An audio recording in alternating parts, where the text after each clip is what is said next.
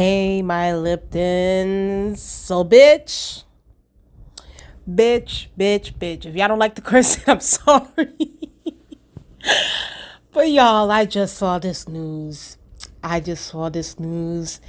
And child, if y'all are expecting a monotone, sympathetic, empathetic, like, oh my God, Joe Biden. If y'all are expecting this from this video, I suggest y'all click off. This is not the video for you because I'm gonna go in, I'm gonna be laughing, I'm gonna be cackling. If y'all are expecting a sympathetic tone for this war criminal, this war politician criminal, this warmonger, if y'all are expecting that out of me, y'all got another thing coming, okay? Because ain't nobody more happy about this news than I, Rani Lipton, okay? So Joe Biden, aka Genocide Joe, aka Jim Crow Joe Biden, has officially dropped out of the race. We have no other choice but to stand for that, okay? I have been saying for damn near 2 years at this point on this channel. Y'all guys can go to my, I think, Dragging Politicians playlist. I have been dragging Joe Biden since like the inception of my channel. I've been saying it since the beginning, like since almost, 2 years ago or a year and a half ago. He's not doing a lot. He's not pushing far enough for his agenda. He's been colluding. He's just been weak. He's been cowardice. And the only time that this man has ever been strong is when he is committing war crimes across the globe. Okay? That's the only time where he pushes. That's the only time he is strong. That's the only time he doesn't show any cowardice, is when he's pushing for millions and billions of dollars to go to Ukraine, to go to Israel, to go to this place, to go to that place. But when it comes to his own people, when it comes to his own citizens, he don't know where the money is at. He never wants to push Congress. He never wants to get in Congress's ass about pushing legislation through. But he'll send money, executive orders for Israel, executive orders for Ukraine, executive orders for this country and that country. So for me, Joe Biden, there is no love lost here. I'm over it. At the end of the day, he is a public servant. I don't know why the hell y'all over here standing and, oh my God, sympathy and payola for Joe Biden. Joe Biden has been working against the American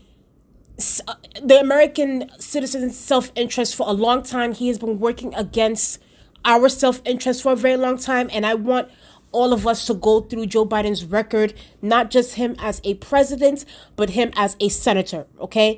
The fact that people don't bring up the fact that Joe Biden is literally, you guys can go back to 1994, 1995, when they were, bringing Clarence Thomas into the Supreme Court. Joe Biden was literally one of the people that helped Clarence Thomas get into the Supreme Court. So while everybody's bitching and complaining about how corrupt the Supreme Court is and all these different things, just know that the reason why we have what we have right now, Joe Biden plays an intricate part in this chess game. Okay, Joe Biden has pushed, and along with the the Republicans and stuff, he had played an intricate part on the 94 crime bill, which led to all kinds of mass incarceration rates with nonviolent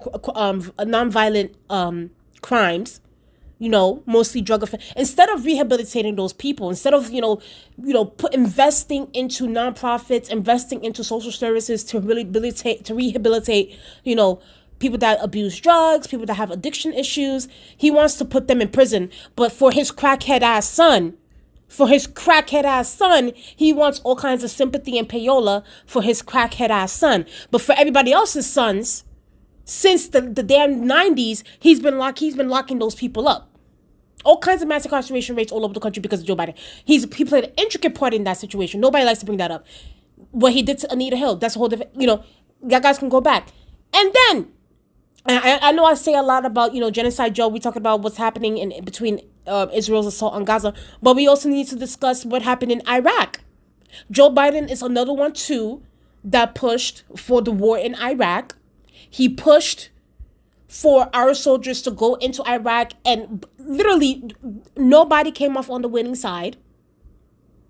Our soldiers died, their people have died, only to come out. You're talking about what they say? What were they saying back then? Weapons of mass destruction, head ass. Joe Biden was one of those people too, as a senator that was pushing that through, saying, putting us in all kinds of wars. He played an intricate part in the invasion of Libya as well. There's so many things that this man has done.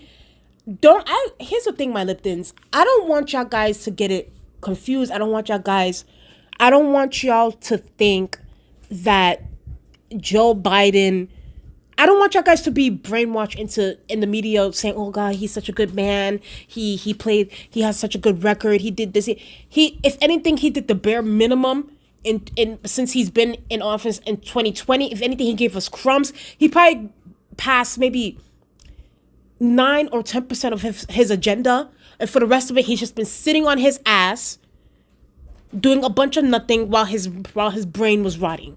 So do not let the media fool y'all into thinking that this man was a good man. This man is a war criminal, a lifelong war criminal, ever since he got into politics.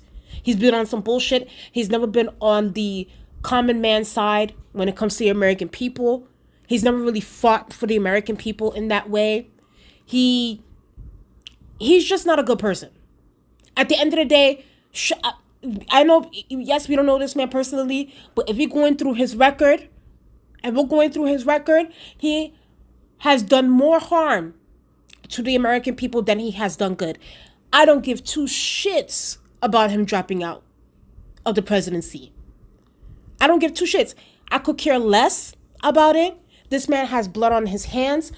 Please, y'all, do not let the media brainwash y'all, gaslight you all into thinking that Joe Biden was like this amazing if, like I said, and I will keep saying this many times. I will keep saying this many times. If the quota, because the Democrats like to call, especially the Democratic Party likes to call the Republican Party fascist. I'll keep saying it on this channel all the fucking time. If the Republicans are fascist, then the Democratic Party is fascist light. Okay? Because Joe Biden has voted more with Republicans on their policies and their legislations than he's ever done any form of Democratic policies. So, quite frankly, good riddance. I don't give a fuck what happens to him. I don't care what happens to him. It is what it is. It's above me now. Okay? I really don't care about what happens from here on out. The fact that it's taking y'all this long to really, rip the Band-Aid off on this warmongering, genocidal ass motherfucker. The fact that it took a bad debate after 3 years of poor performance from Joe Biden. Now y'all want to rip there's a part of me that does feel like, it is a bit too late. We're like, 3-4 months out until the election. But then again, it's also like better late than never when it comes to the neocon liberals. So I don't know. I feel like maybe we'll see what happens from here. And speaking of, we'll see what happens from here. So during this, I would say for the past 2 weeks, I've been thinking about if Joe Biden were to drop out, who's gonna take his place, who's gonna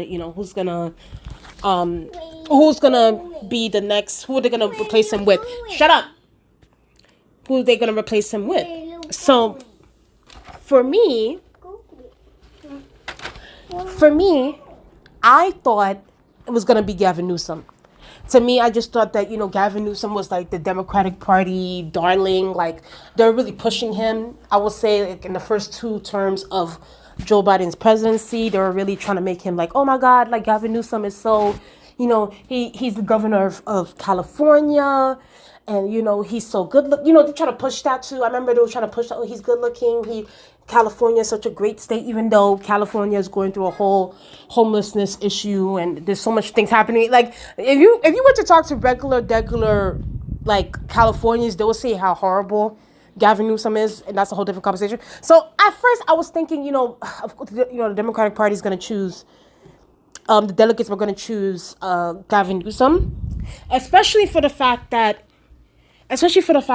on top of that too, Kamala Harris's poll numbers are also not that great. From what I've heard, I didn't see it, but from what people have been saying, is that Kamala poll numbers are even lower than Joe Biden. So that's why I'm not gonna lie to you, I was a bit confused to see Joe Biden like immediately say that he's gonna. I mean, no, I can see why he chose Kamala to be the next candidate or nominee for the presidency.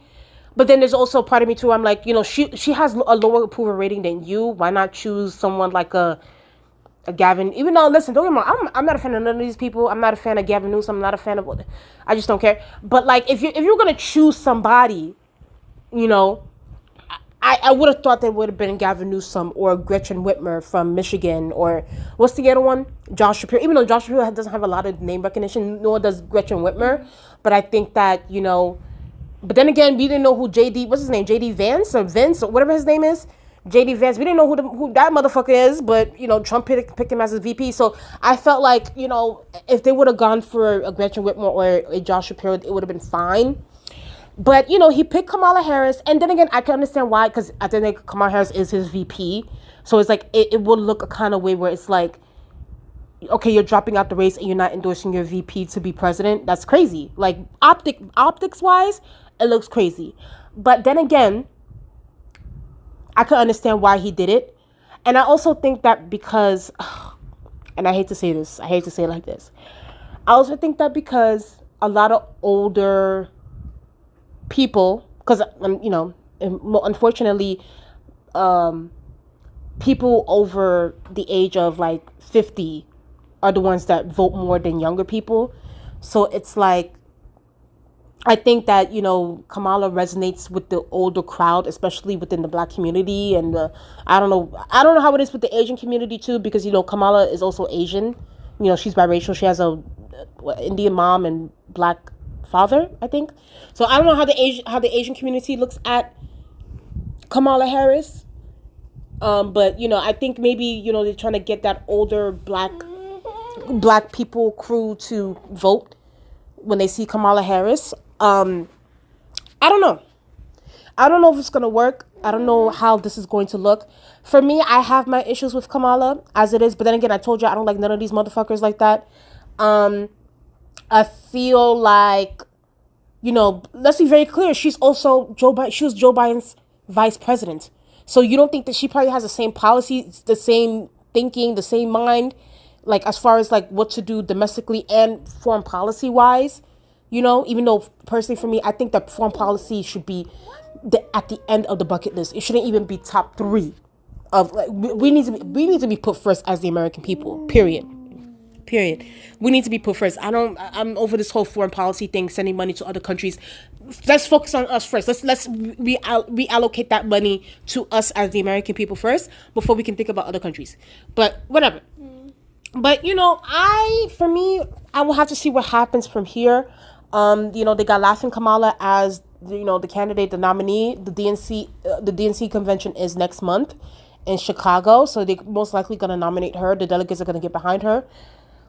And I think who Kamala is going to choose as her vice president, I don't think it's going to be Gavin Newsom. I don't think that they want as far as like PR wise and image wise, they don't want 2 Californians together in the White House. I think it's going to be Kamala Harris as the candidate, and then Kamala Harris is probably going to choose maybe Josh Shapiro as vice president for her.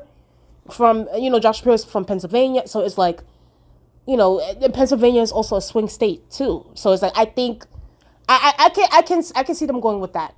I don't think it's going to be Gretchen. I don't think they're going to want like 2 women, like, a female president and then a female vice. It's like, it's too much for, y'all know how it is. I'm not going to lie. We do have to, no, I'm not even going to go there. But like, I don't think they want two women, they're going to pick. So of course they chose Kamala Harris, but the vice president is going to be like a good, maybe Josh Shapiro. I can see Josh Shapiro.